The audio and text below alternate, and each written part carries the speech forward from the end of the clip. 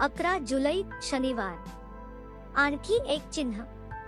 आणि स्वर्गात आणखी एक चिन्ह दिसले, पहा, एक मोठा अग्निरंगी लाल अजगर दिसला, त्याला 7 मस्तके आणि 10 शिंगे होती आणि त्याच्या मस्तकांवर 7 मुकुट होते।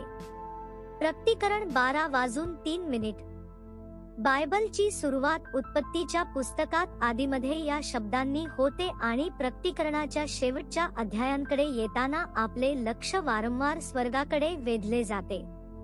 हे आपल्याला आठवण करून देते की जे ख्रिस्ताबरोबर आपला प्रवास सुरू करतात, ते शेवटी त्याच्यासोबत स्वर्गात आपले स्थान मिळवतील। बायबलमध्ये स्वर्ग या शब्दाचे अनेक अर्थ आहेत।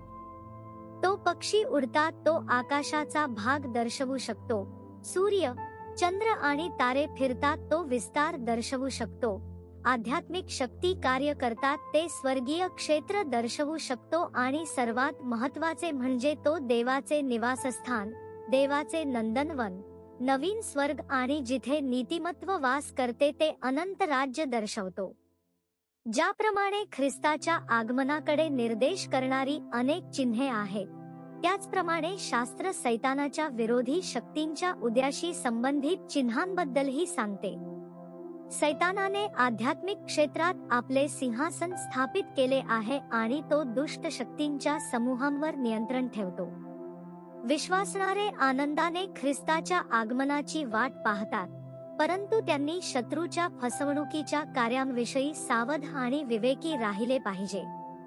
प्रेषित पौलाने लिहिले, त्या अधर्म्याचे आगमन सैतानाच्या कार्याप्रमाणे असेल, ते सर्व सामर्थ्य, चिन्हे आणि खोटे चमत्कार यांसह आणि नाश पावणाऱ्यांसाठी सर्व प्रकारच्या अधार्मिक फसवणुकीसह असेल।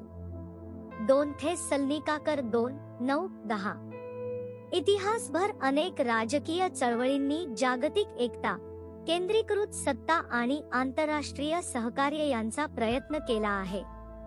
अशा घटना आपल्याला आठवण करून देतात की जग अशा परिस्थितीकडे पुढे जात आहे जिथे एक दिवस जागतिक नेतृत्व आणि नियंत्रण शक्य होऊ शकते। देवाचे वचन विश्वासणाऱ्यांना आध्यात्मिकदृष्ट्या जागृत राहण्यास आणि जगातील घटनांकडे देवाच्या वचनाच्या प्रकाशात पाहण्यास शिकवते। म्हणून काळाची चिन्हे पाहताना भीती किंवा अंदाजांमध्ये अडकू नका। त्याऐवजी ती चिन्हे तुमचे हृदय ख्रिस्ताच्या पुनरागमनासाठी अधिक तयार होण्यास प्रेरित करू द्या। देवाच्या लेकरांनो, प्रकटीकरणाचे पुस्तक पुन्हा पुन्हा वाचा। हे असे पुस्तक आहे जे आपल्या हृदयाला ख्रिस्ताच्या परती येण्याच्या धन्य आशेकडे वळवते। काळाची चिन्हे अधिक स्पष्ट होत असताना आपण आदर, पवित्रता आणि अपेक्षेने स्वतःला तयार करूया।